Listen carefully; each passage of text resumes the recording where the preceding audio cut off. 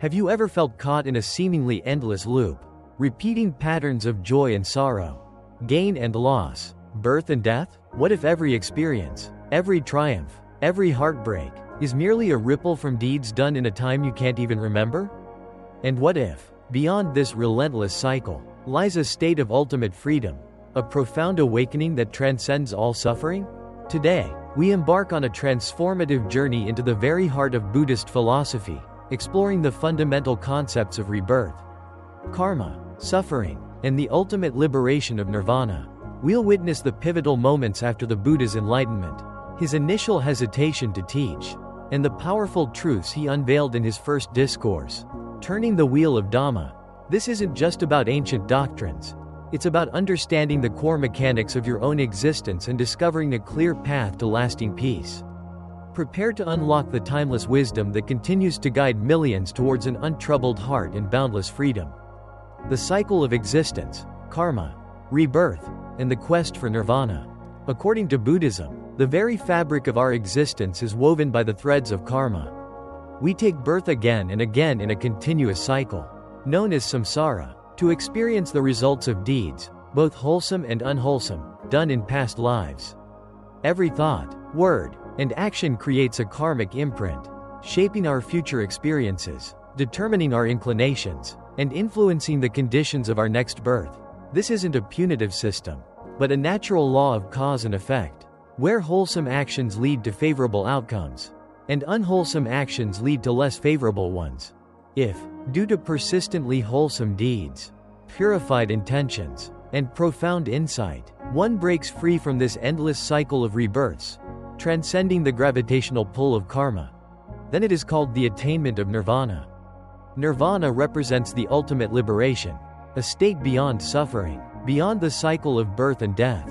After achieving supreme enlightenment under the Bodhi tree, Siddhartha Gautama, now the Buddha, remained seated in profound meditation for many days. He had achieved the ultimate truth, transcended all suffering, and experienced boundless peace. He knew, with absolute certainty, that he would have to share this invaluable wisdom with others. Yet, a subtle hesitation arose. He feared that people, entangled in their own illusions and attachments, would not believe him. How could he explain a truth so profound, so counterintuitive to ordinary understanding, to a world still caught in the grip of ignorance and craving? Buddhist insight. This opening establishes fundamental Buddhist concepts: samsara, the cycle of rebirth; karma, action and its results; and nirvana, liberation. The Buddha's initial hesitation to teach highlights the depth and subtlety of the Dhamma, which is hard to see, hard to understand. This moment is pivotal, as it emphasizes that even with ultimate wisdom, the question of its dissemination requires careful consideration and immense compassion. It sets the stage for the Dharma Chakra Pravartana, the turning of the wheel of Dhamma. The divine plea and the first turning of the wheel of Dhamma. It is said that to clear this confusion and hesitation from the Buddha's mind, Lord Brahma himself, a deity in Buddhist cosmology, symbolizing the forces that encourage awakening for the benefit of all, appeared before him. Brahma implored the Buddha not to worry, acknowledging the profundity of the Dhamma, but stressing the urgent need of suffering beings. He asked the Buddha to share his wisdom, first with his 5 former companions, the ascetics with whom he had practiced extreme austerities, and then to spread it throughout the world. Because countless people were yearning for that liberating knowledge, even if they didn't consciously know it. The Buddha's boundless compassion, karuna, prevailed. He recognized that there were indeed some, with little dust in their eyes, ready to receive the Dhamma. First, the Buddha found those 5 friends who had done penance with him in the forest. He journeyed to the deer park in Sarnath, near Benares, where he found them. By giving them this profound knowledge, the Buddha initiated the dissemination of the Dhamma. This momentous event is called the turning of the wheel of Dhamma, Dharma Chakra Pravartana, marking the formal beginning of the Buddha's public teaching career and the establishment of the Sangha, the community of monks and nuns. In his very first discourse to these 5 ascetics, the Buddha explained to his followers that the world is transient, anicca, and is changing every moment. Nothing remains static. All compounded phenomena are in constant flux. He taught that this transient, impermanent world is, by its very nature, full of sufferings, dukkha, This suffering arises not just from obvious pain, but from clinging to what is impermanent. He then illuminated the path to liberation, by following the path of patience, which is the middle path, Majjhima Patipada. We can be saved from suffering. This middle path avoids the extremes of self-indulgence, his princely life, and extreme penance, his ascetic period, which he himself had experienced and found to be unfruitful. Buddhist insight. Brahma's plea signifies the compassionate imperative to teach. The Dharmachakra Pravartana Sutta is the Buddha's first sermon, setting out the core principles of his teaching. It introduces anicca and dukkha as fundamental characteristics of existence. The middle path is established as the practical way to avoid extremes and leads to balance and insight. The 5 ascetics become the first Sangha, establishing one of the 3 jewels, Buddha, Dhamma, Sangha, that practitioners take refuge in. The 4 Noble Truths, the foundation of Buddhist philosophy. In the early stages of Buddhism, the Buddha did not speak of God or a creator deity. There is no Genesis story in Buddhism, no grand narrative about how, where, or when the world began. The Buddha believed such speculative questions were irrelevant to the immediate task of ending suffering. Once, a follower got annoyed with the Buddha and said, "Why should I agree with you? You have not told me anything about the world beyond this world, or how it all began." On this, the Buddha simply laughed and said, "When did I say that I would tell you about a world beyond this world, or how the universe was created? My teaching is like a raft built to cross a river. The raft is only for crossing, not for carrying on your head once you reach the other shore. My only aim is to teach you how to end suffering. I can only cure that sadness which makes you perplexed about the future and is forcing you to ask such questions." The Buddha believed that there was no need to know about God, previous births, or future births in a speculative sense. Every problem, every suffering, has a solution in this moment, which is now. By clearly articulating the 4 Noble Truths, the Buddha laid the enduring foundation of the entire Buddhist philosophy. The first Noble Truth, dukkha, suffering, life is suffering. The first unavoidable truth of life is that existence inherently involves suffering. To live means to face suffering at some given point in time. As long as we are alive, we will experience sickness, sadness, frustration, loss, dissatisfaction, and the pain of aging and death. Personal insight. We often try to escape pain, but the Buddha taught us to recognize it. Think of a persistent low-level anxiety. It's subtle dukkha. Acknowledge it, rather than pushing it away. The second Noble Truth. Samudaya. The cause of suffering is desire, craving. The reason for our suffering is desire, tanha. We love, crave, and cling to all the things that are impermanent and ultimately destructive in the sense that they cannot bring lasting satisfaction. When those things change, fade, or get destroyed, we become sad, frustrated, or angry. We are constantly wanting more and trying to hold on to what we have, leading to endless dissatisfaction. Personal insight. This is profound. Imagine you desperately want a new gadget. You suffer until you get it. Then, after a brief high, you either want another, or fear losing it. The suffering is in the wanting and clinging, not the object itself. The third Noble Truth. Nirodha. The end of suffering is the end of desire. Sufferings can end with the end of desire. This means learning not to crave or cling to worldly things.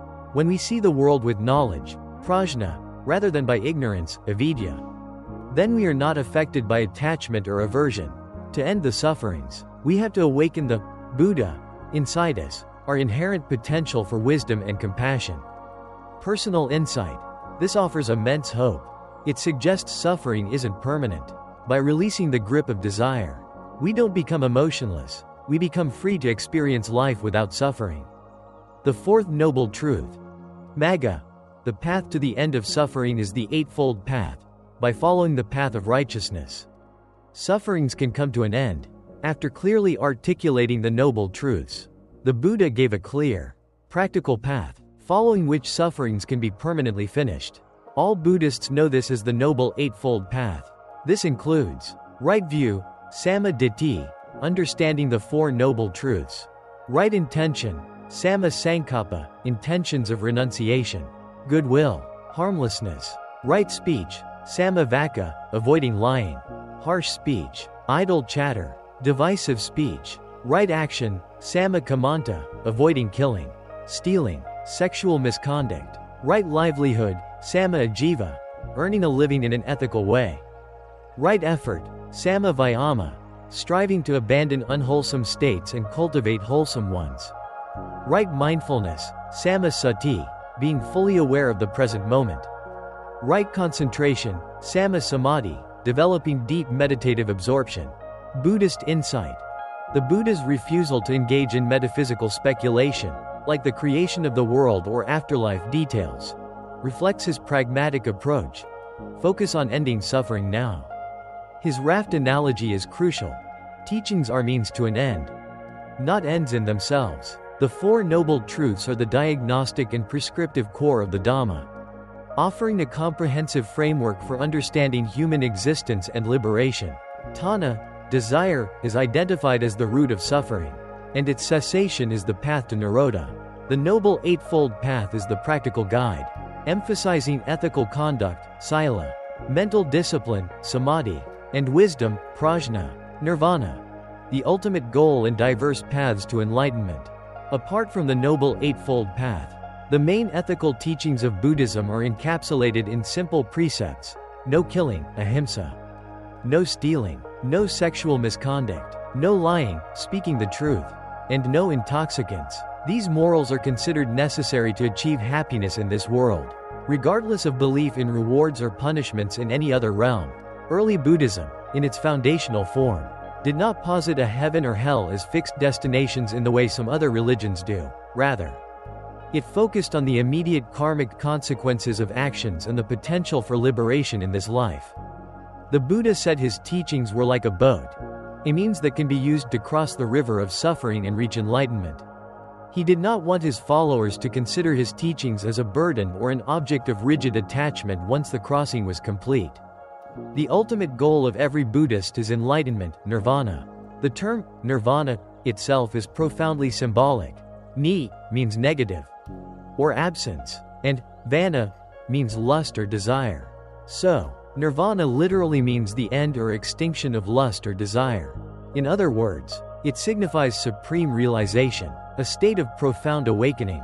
The main feature of nirvana is to get completely free from the relentless cycle of life and death. Samsara. That is why enlightenment is considered absolute happiness or blessing, a state of true, unconditioned freedom. At many places, the Buddha emphasized that enlightenment can only be experienced directly. It cannot be fully explained or described in words, as it transcends conventional language and conceptual understanding. In the Western world, we often give it the name of enlightenment or awakening. The concept of enlightenment in Buddhism is somewhat similar to the concept of moksha, salvation, in Hinduism. The meaning of moksha is also to get freedom from the cycle of birth and death.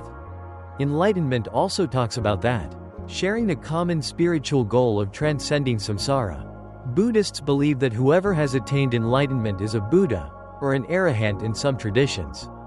They also believe that according to their accumulated deeds and unique circumstances, people can get enlightened instantly, a sudden, profound realization. However, such instances are extremely rare. Mostly, people have to cross uncountable births, diligently cultivating merit and wisdom.